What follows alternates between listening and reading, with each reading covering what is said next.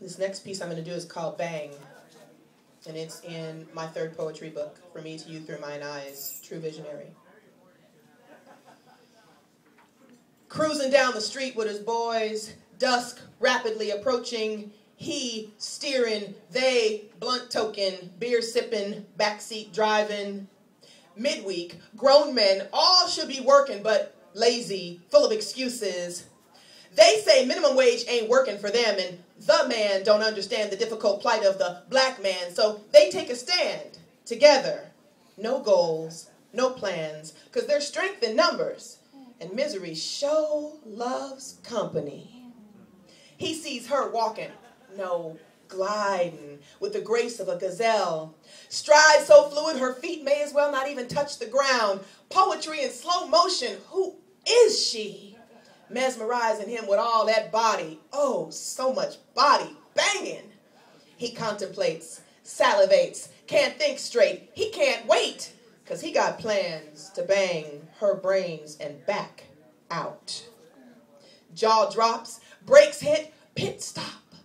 He rolls up. She looks up, sees, please, is he serious? He all smiles, gold teeth sparkle. She offended, disgusted, and it shows.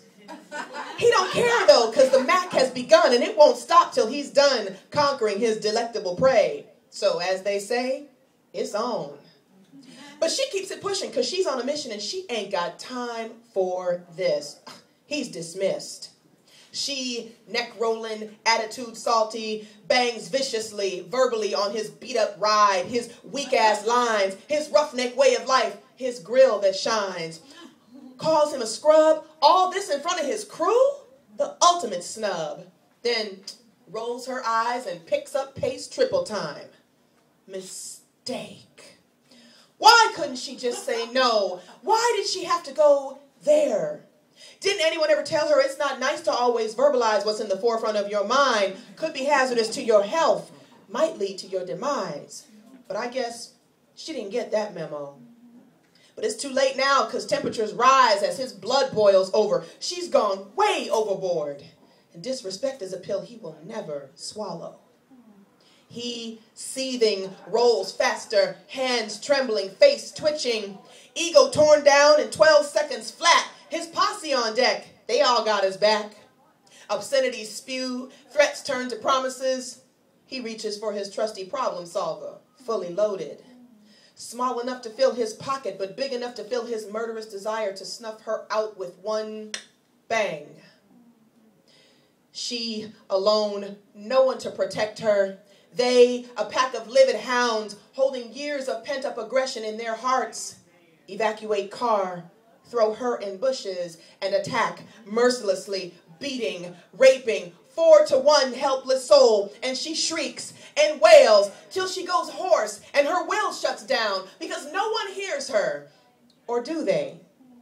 Maybe they just don't care.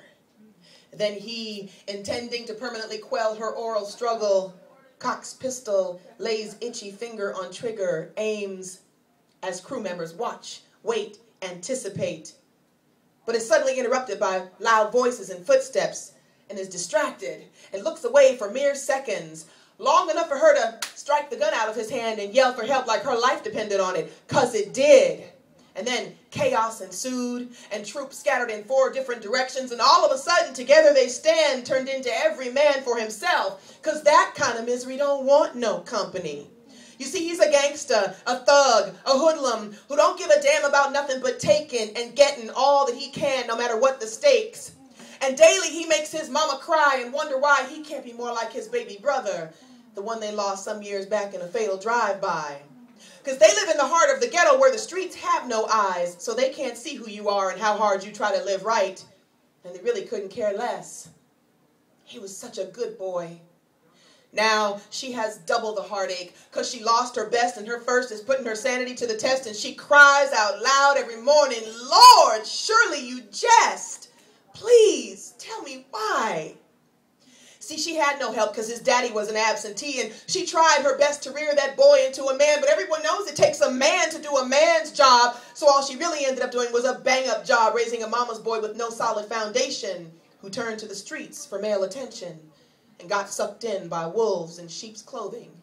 And she spends every day trying to forgive herself for failing him.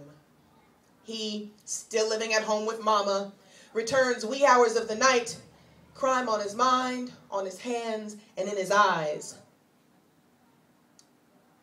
Mama wonders where he's been. He says nothing.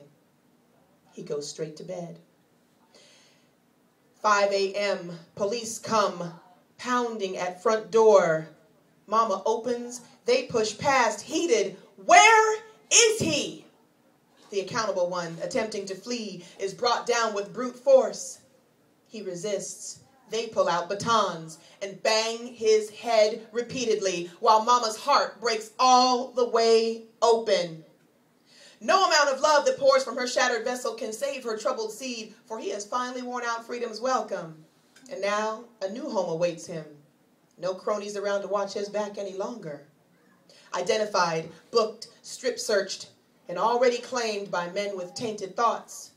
He spends countless irretrievable years rotting away spiritually, cursing his fate, and listening to the ear-shattering sound of prison doors that ceaselessly go bang. Thank you.